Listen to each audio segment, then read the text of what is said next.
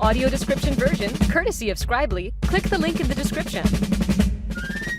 Hey y'all, and welcome to a special New York elections edition of The Offbeat. It's me, Lachi, a New Yorker going blind, just trying to stay fabulous. I'm here to motivate and educate. And if you like what you hear, please hit that subscribe button, hit the bell. So there's a lot of talk about the New York mayoral race because we have a huge fiery cast of characters running this year. I, however, am going to be speaking with folks running for New York City Comptroller, the people that have the purse strings and deal with the funds. I want to know what the person with all of our money is going to be trying to do with all of our money. I also want to hold their feet to the fire right here on this show and see if they'd be willing to hire folks with disabilities to advise them on disability issues. Let's hear what they had to say. Show me the money. Let's get right into it. All right, so we are here with New York State Senator District 30, Brian Benjamin. Brian, how are you? Thank you so much for being here with me. I'm doing well. Thank you for having me, and look forward to our conversation. So you're from Harlem. Are you in Harlem right now? I am. I'm in Harlem right now. I'll be going to Brooklyn a little later. So Nice. we do move around, but right now I'm in the base. Okay, the base is Harlem. I like that. So Right. you are running for comptroller. So how are you feeling about the race? I feel great. You know, that former Congressman Charles Rangel has endorsed my campaign. He is known as the Lion of Lenox Avenue, a very larger than life figure, spent 46 years in the Congress. So we're really building momentum. We're raising the money. We're getting around the city to let people know I'm a strong candidate in this race. I'm the most qualified, and I love their support. So it's going well. Okay, so I have you're going to think this is a bit of a ridiculous question, okay? No questions What? ridiculous. I mean, I have someone running for comptroller on the show, so I have to ask. Sure. What does a comptroller actually do? That's the smartest question you can ask. A comptroller has a couple of major priorities. Number one, you know, the way I think about it, the comptroller is like the chief financial officer of the city. Make sure that we can fund everything that we look to fund. The comptroller is the fiduciary for the pension funds. So for example, if I'm a retiree, I'm a teacher, I expect to get my defined benefit every month. If the pension funds lose their assets, the city of New York is obligated to pay.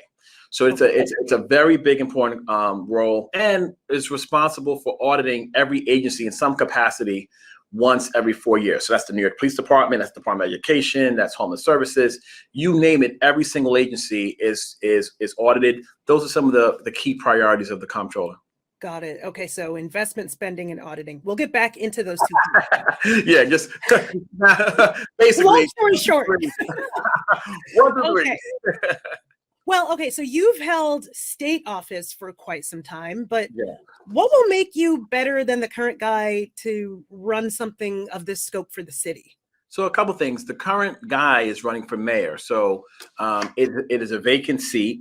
And my basic premise is two things. One, I have a background. You know, I went to Brown and Harvard Business School. Come from the community, born in Harlem. Parents are immigrants. I have a lived experience of the folks who are on the wrong side of the public. Like, we're not the ones who get the investment under resourced.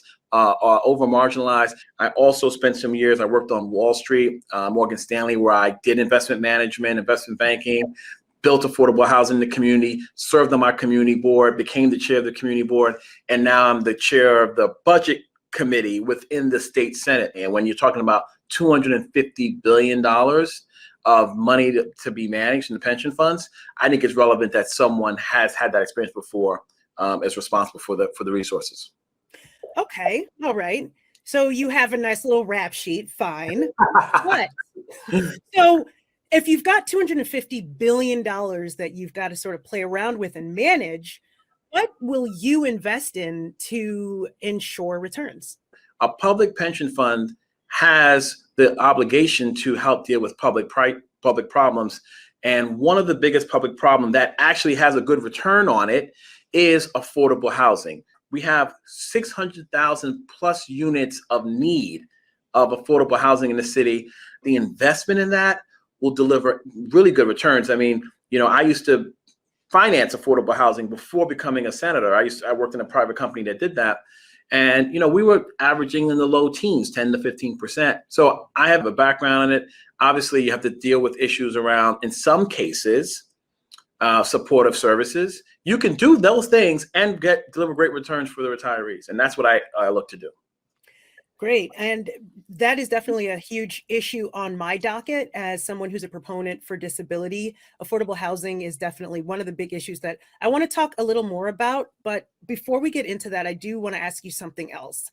So Sure. I know you're a criminal justice guy.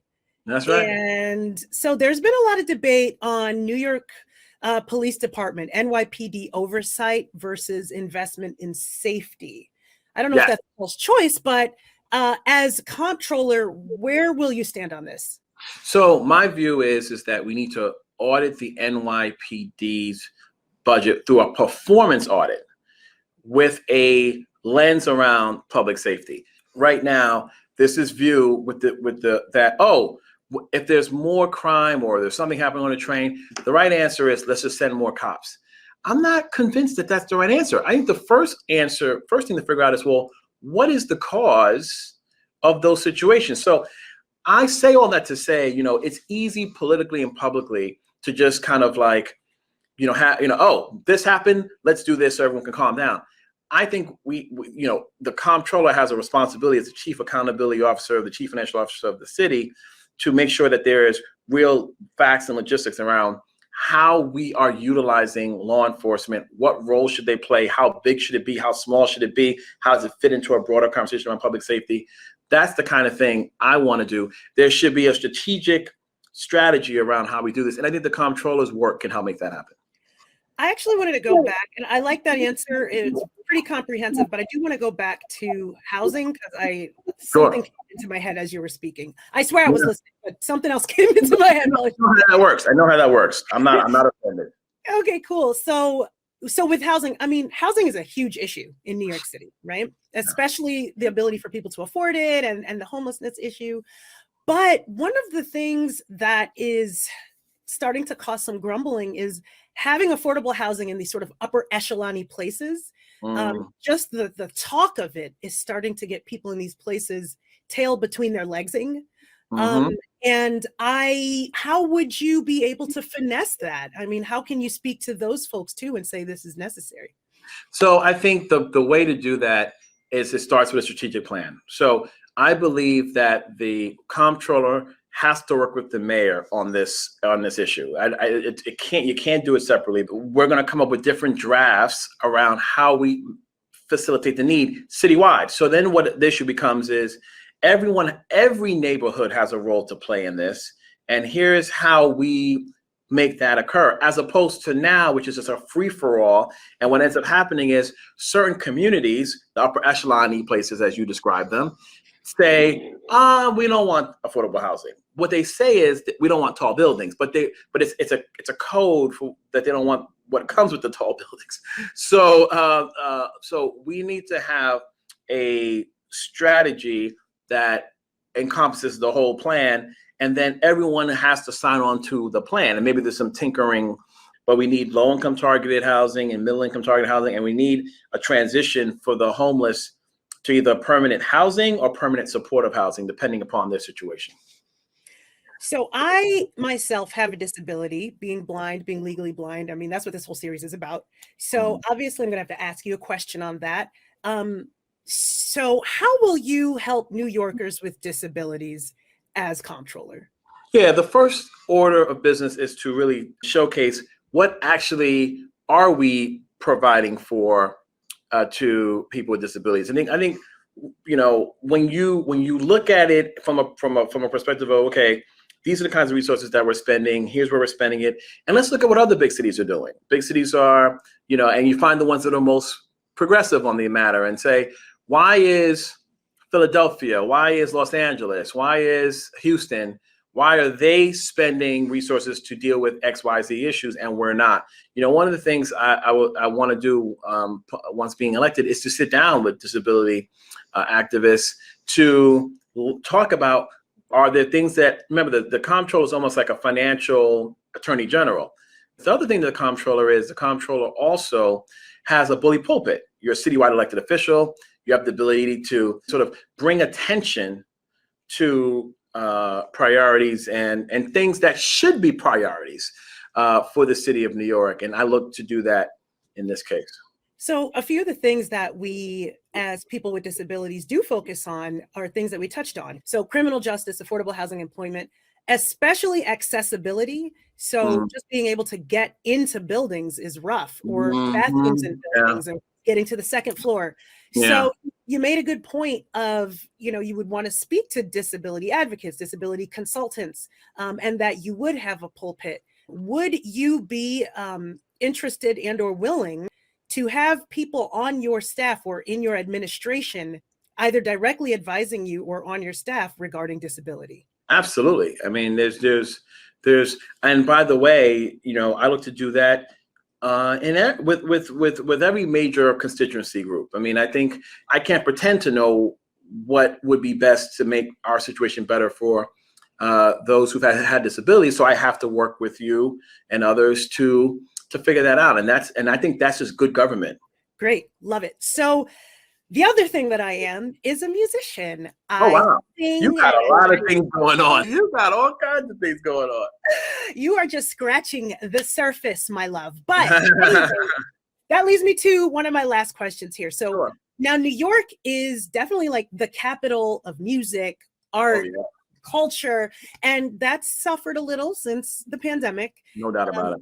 How will you help New Yorkers, thriving artists? How will you help with the culture, bringing it back, making sure New York keeps that title of cultural city of the world? Yeah, I've been working on that presently in the state Senate, working with the governor and my fellow colleagues to reopen the economy. We've been very actively trying to get people vaccinated, and I've been very active going around the city, encouraging communities, particularly communities that have concerns about the vaccines, to get vaccinated, because the faster we get to herd immunity, the easier it is to restart the economy, get it going again. And one of the things that the comptroller can do is make sure that the spending, whether it's the federal money that's come in or the state money that's coming in, is going towards recovery, going towards getting our kids back up to speed, going towards helping our small businesses who have really taken a hit, get people moving again, get people back to work again.